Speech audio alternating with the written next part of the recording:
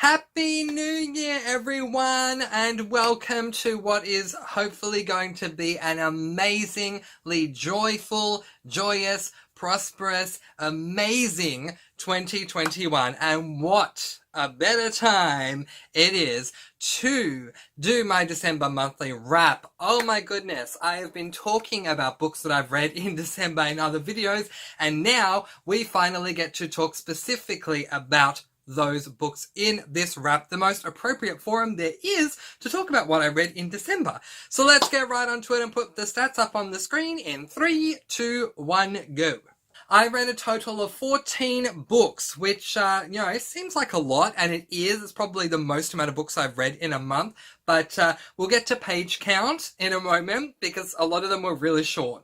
I have arguably the longest list of genres. So I read 2 fantasy, 1 dystopian, 2 literary fiction, 2 contemporary, 1 memoir, 1 paranormal, 2 picture books, 2 LGBTIQ plus books, and 1 classic. For my age groups, I read 4 YA, 6 adult, and 4 middle grade. To my lengths, I read 1 double tome, 3 half tomes, and 10 novellas, for a total of 2,706 pages. So, as I said, not a lot of pages, but still, 14 books is still good.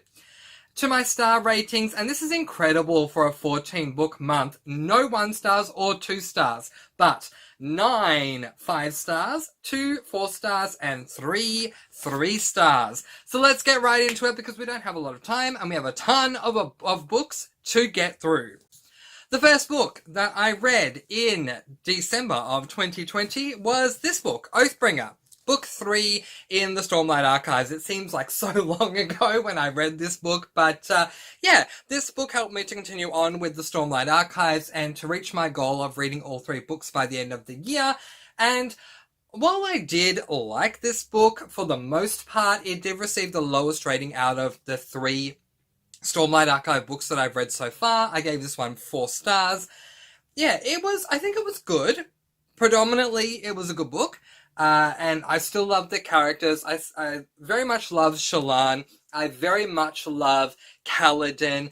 Adolin has grown on me since book 1, but I just felt that this book was missing some things, and there were just some little nitpicky things here and there that I did not especially love. So I'm not going to do a review on this book, but it was okay. 4 stars is still a really good rating. I also want to give a very quick shout out to The Final Empire. I started this book towards the end of this month, and I'm not done with it at the time of recording. I had to record early, so I will be carrying this book on over into January. I'm about a third of the way through. The next book I read in December 2020 was The Betrothed by Kiera Cass. And I really loved this book. I ended up giving it 5 stars. So we follow a woman who is betrothed to marry a king. Being queen is the last thing she actually wants to do. And this is something she's been led to do her whole life. She's been bred for this kind of thing from a young age from both her mother and her father. And now that she's betrothed to the king, everyone's happy, including her. And then when she finds out what it involves, she no longer wants to do this. Enter in a family who are looking for asylum at the castle, and our protagonist's eyes start wandering, and she starts considering how life would be with this, with the son of this family, and I really enjoyed this. Look, I love Kiera Cass. This is a very unpopular opinion, though. Not a lot of people like The Betrothed, but here's my honest opinion. This book took me a hot minute to get into.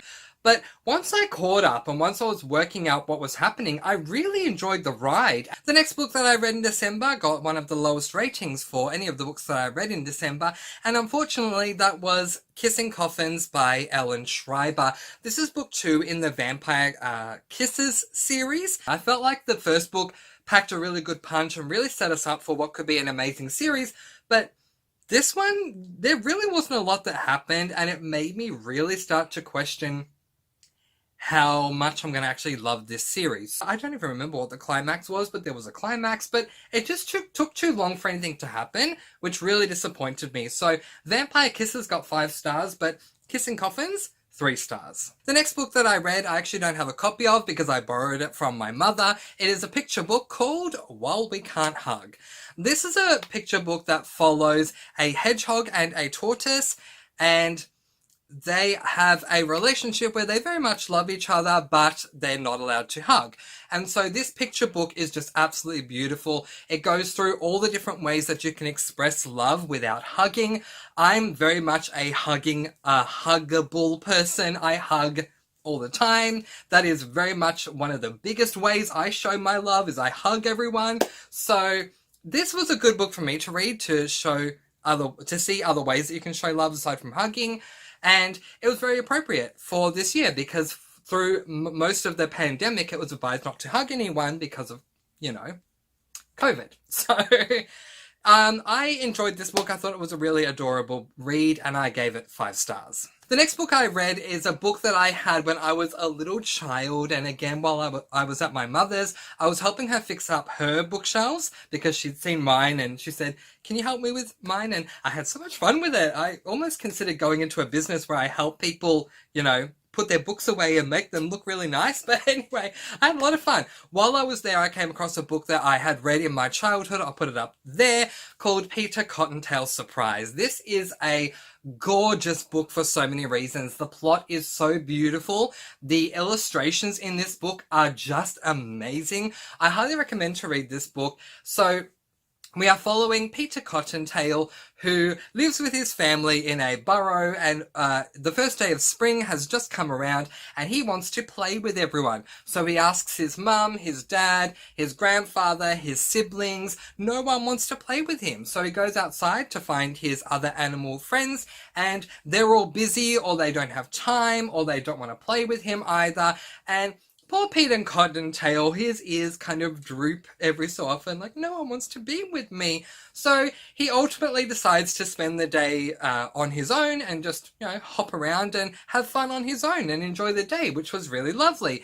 And then he goes back home at night only to find out that, I won't spoil it, only to find out that there's a reason why no one was playing with him. 5 stars. The next book that I read was this book, The Boy, the Mole, the Fox, and the Horse. And if you've seen my favourite books of the year, this book received a medal, the bronze medal. So, bronze medal book of the year, and I read it in December. Now we can finally talk about it. This book is by Charles Mackesy, and this has got to be one of the most beautiful, thought-provoking, emotional reads that I've had this year. So I can't show you too much without giving the story away, but basically this book has pictures and not a lot of words that are there, but every single page, every single sentence packs a massive punch. This is that page I wanted to show you, and the words say, "Is your glass half empty or half full?" asked the mole. "I think I'm grateful to have a glass," said the boy. This just revolutionized that idea for me because I'm very much a glass half full type guy.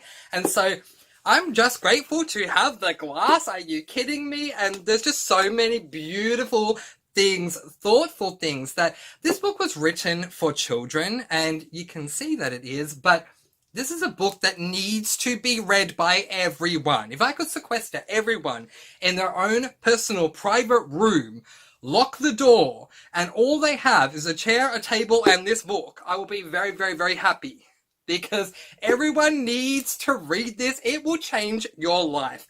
I gave this book 5 stars because that's the maximum amount you can give a book. But if I could, I would have given it 1,000,000 stars. The next book that I read in December was More Than We Can Tell by Bridget Kemmerer, or as you Americans might say, Bridget Kemmerer.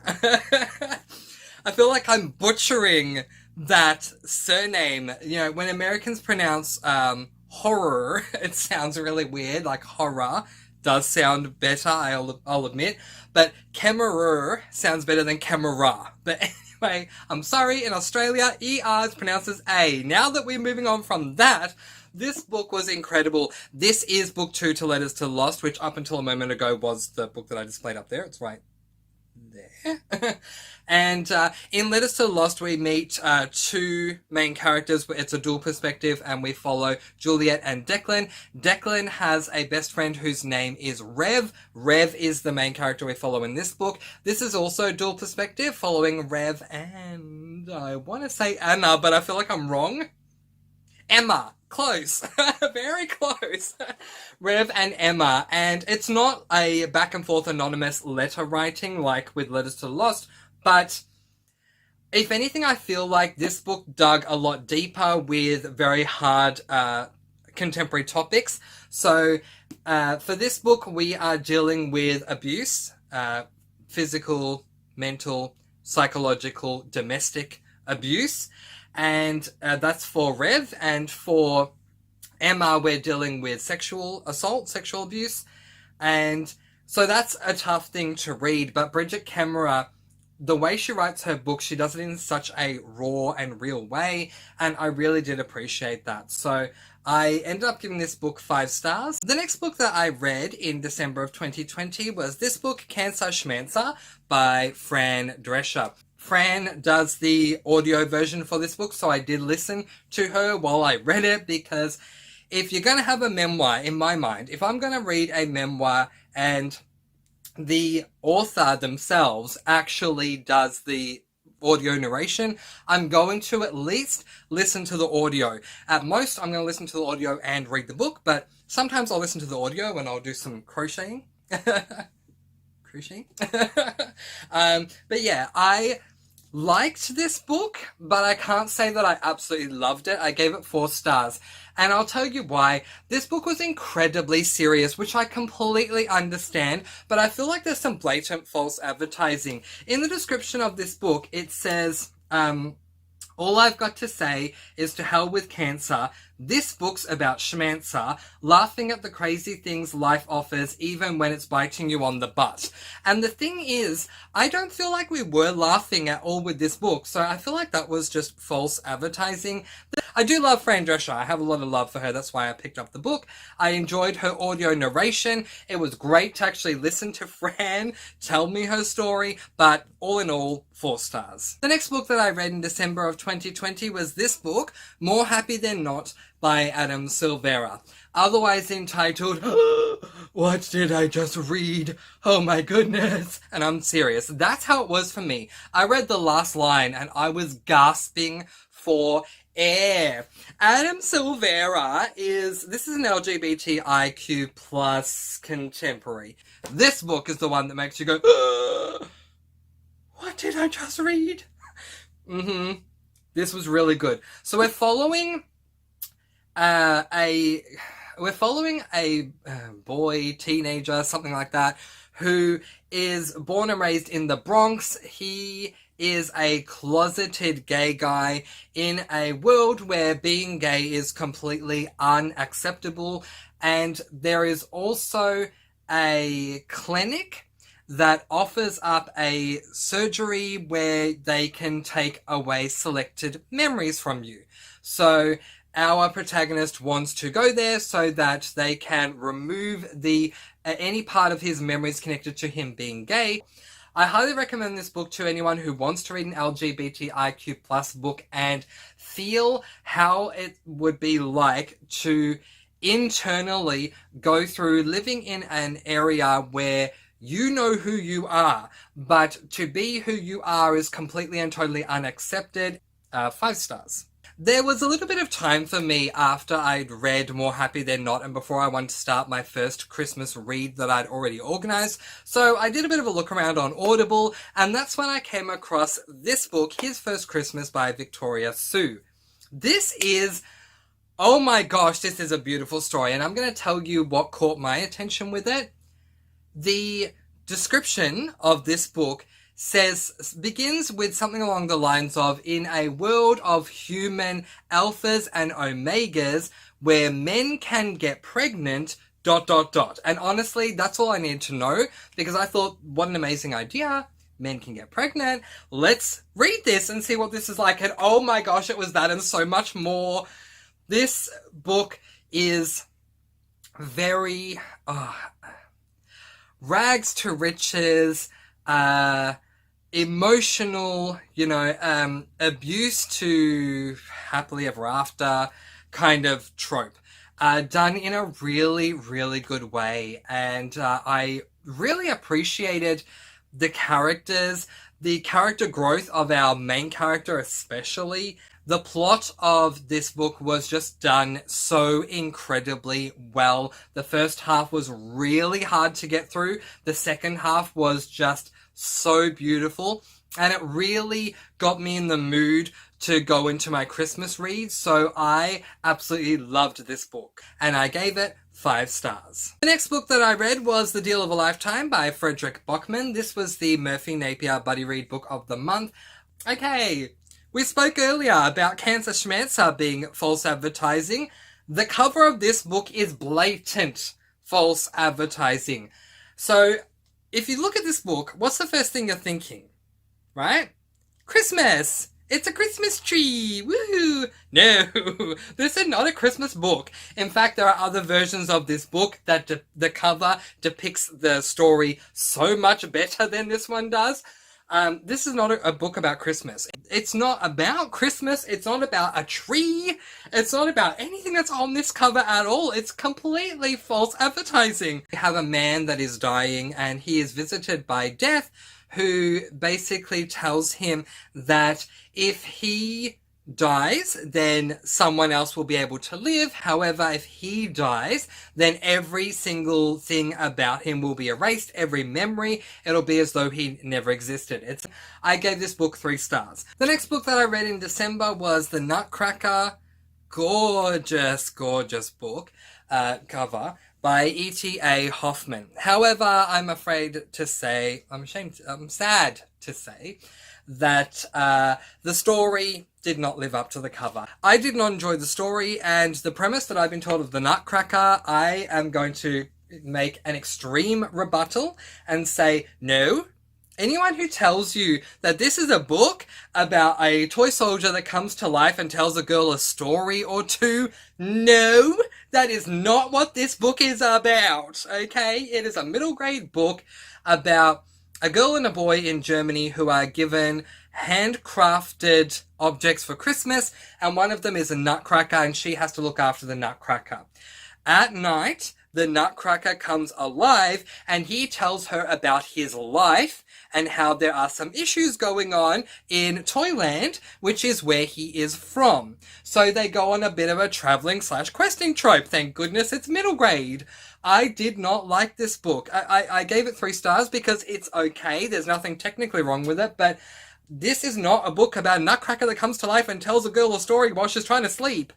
The next book that I read in December of 2020 was A Christmas Carol by Charles Dickens. This is an adult classic, and it's the only classic I read in 2020. This book also received the Silver Medal of the Year for Best Books of 2020 from me.